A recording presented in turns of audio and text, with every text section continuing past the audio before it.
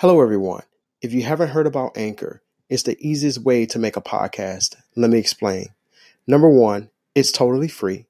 They also have creation tools that allow you to edit your podcast from your phone or your computer. How convenient is that? Anchor will also distribute your podcast for you, so it can be heard on Spotify, Apple Podcast, and many, many more. So, what are you waiting for? You can also make money with no minimum listenership. It's time to get started.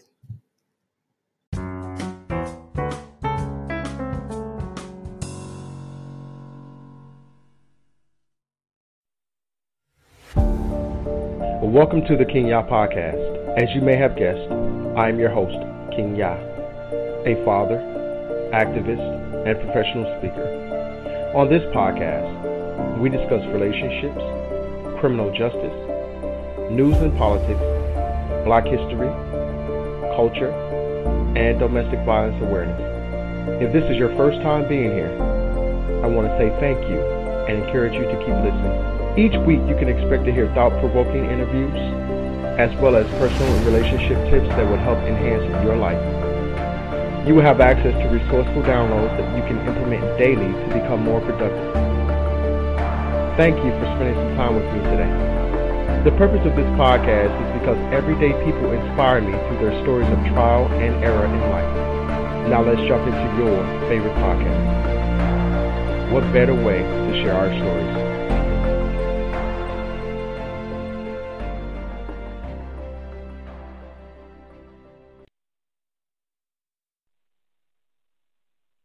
Welcome, everyone. I want to thank you so much for tuning in to our show. We have a very special treat for you guys tonight. We want to welcome our special guest, Miss Julie Worley, who is a parent and grandparent of children attending schools in Houston County, Tennessee, and president of Tennessean for Nonviolent School Discipline. And her website is http://forkidsake.org. Children's advocate working to abolish school corporal punishment, hitting of children in the U.S. Follow on Twitter at no2hitting. No2hitting. And again, if this is your first time being here, I want to say thank you, and I encourage you to keep listening. We have some stuff to talk about. I mean, we got to get into it. Stop the violence against children. Violence is going on against our children every single day here in America. And we want to petition the federal government. We want to petition the governor and the government to stop corporal punishment against our children. We need to stop corporal punishment against our children. And your voice matters. There is no difference in abuse from whether you are yelling at a child, pulling a child's ear, slapping a child, beating a child, whipping a child with a paddle. It's all abuse. Abuse is abuse. There's no such thing as, it's not really abuse because, it's corporal punishment. No, it's abuse. Children, they have a right to their bodies. They have a right to be respected. They have a right to be heard. And they have a right not to be treated inhumane. We're going to be bringing Miss Julie on the line in just a few moments. I am just so pleased to have her as our special guest tonight. And we have a lot to learn, guys. You're in for a very, very special treat. So with no further ado, we're going to bring in Miss Julie.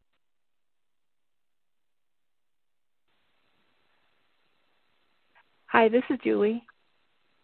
Hey, Julie. How are you? I'm doing great. I'm happy to be here. Welcome to the show. I appreciate you. Thank you.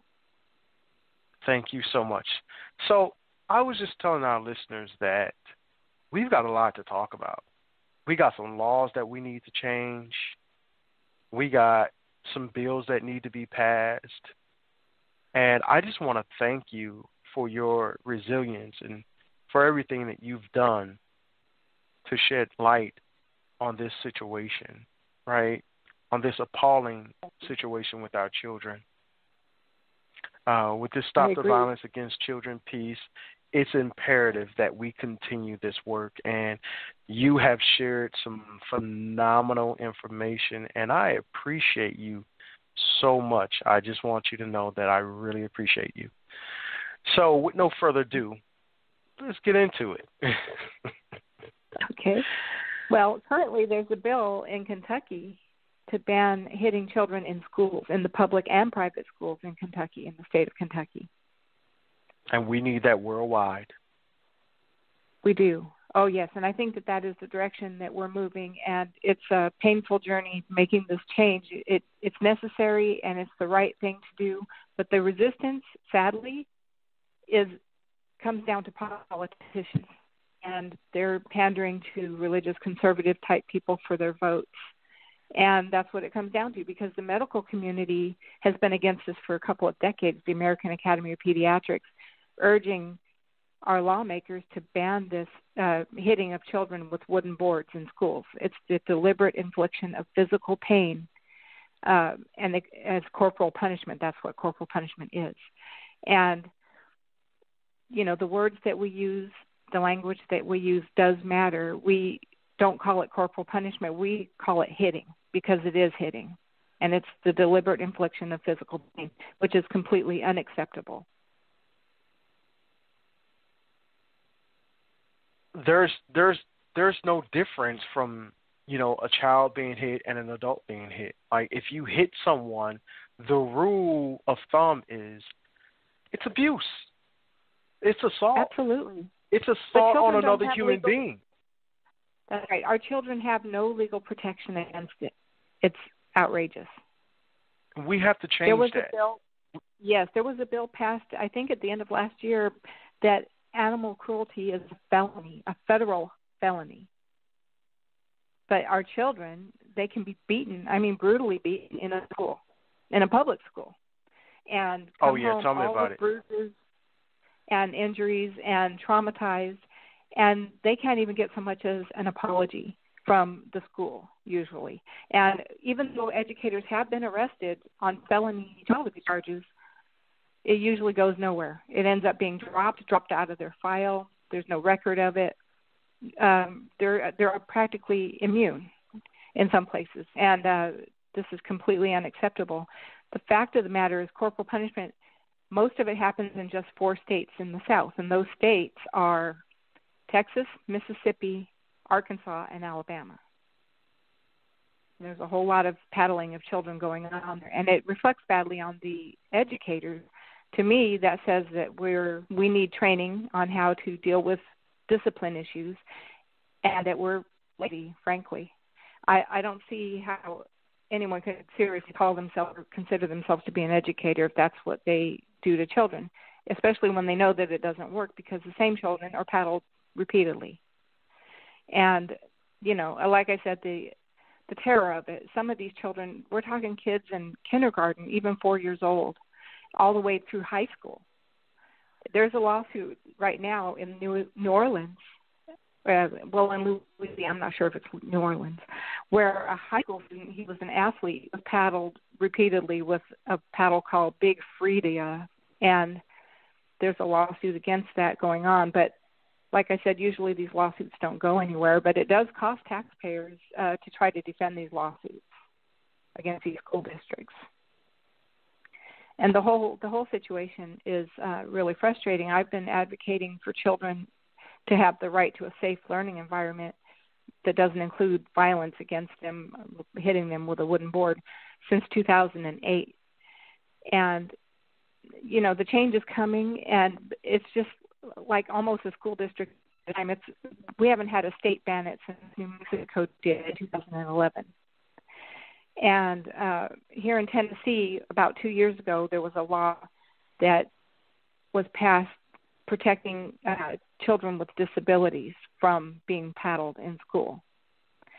And unfortunately, it is discriminatorily applied and disproportionately affects boys, children with disabilities, students, children in low-income areas, and children that are Black or maybe Hispanic are paddled more than their peers.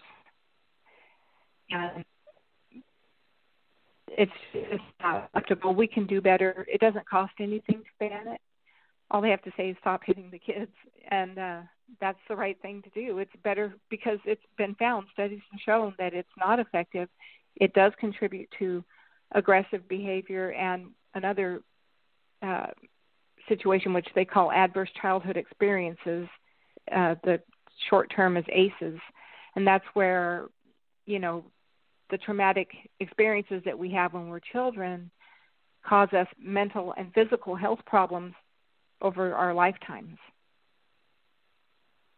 So we know that this isn't something that we should be doing to any child.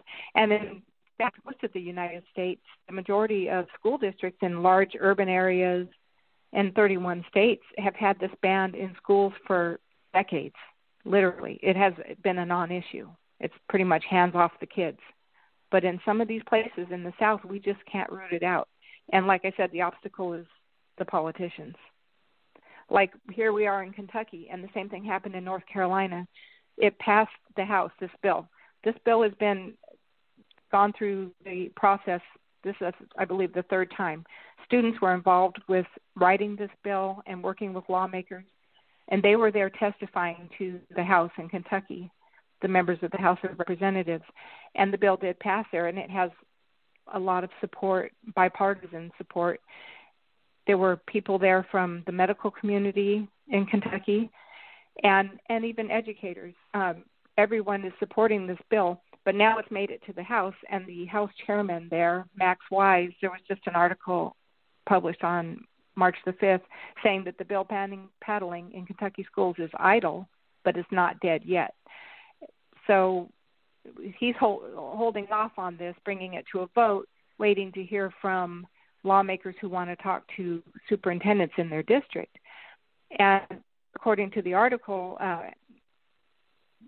there have been just a couple of districts over 12 in Kentucky that used corporal punishment last year, and there were 284 instances of paddling, and most of that happened in eastern Kentucky. But the children's youth advocates there, Kentucky Youth Advocates, have been working on this since 2009, trying to get it banned there. And they're saying it just doesn't work, and it's the opposite of what education is trying to achieve. So I do think that we're making progress, and it's just maddeningly slow. It's taking so long, and we just have to be persistent and, hope for politicians who are more caring about what's going on with our children, because this can reduce, violent crime, domestic abuse, people that are unemployed or have addictions or that end up going to prison. All of those things are considered adverse childhood experiences, and those are some of the negative outcomes that end up costing taxpayers. So it does make sense to deal with this, while the child is in school, and try to do things that are positive behavior supports, like restorative justice, where you find out what's going on with the child. Maybe there are issues at home, and sometimes kids just need to talk. We're not treating children like children. We're punishing them for being children, and that's unacceptable. And it's really unacceptable when animals have more legal protection against being assaulted than a child. It's absurd, Julie, is what it is. It's absurd. It is. I'm just wondering, why is corporal punishment one of the hottest topics widely debated by the federal government, like psychologists, experts, and parents? Why is that? Right? Because I think it's hidden from view. People don't realize this is still going on. They thought it ended decades ago, and they're so wrong. They don't know. People don't know. And in private religious schools that do receive taxpayer funding, this is going on. People just don't have any idea. It's going on, I think, in 48 states in private religious schools. that get taxpayer funding, charter schools. But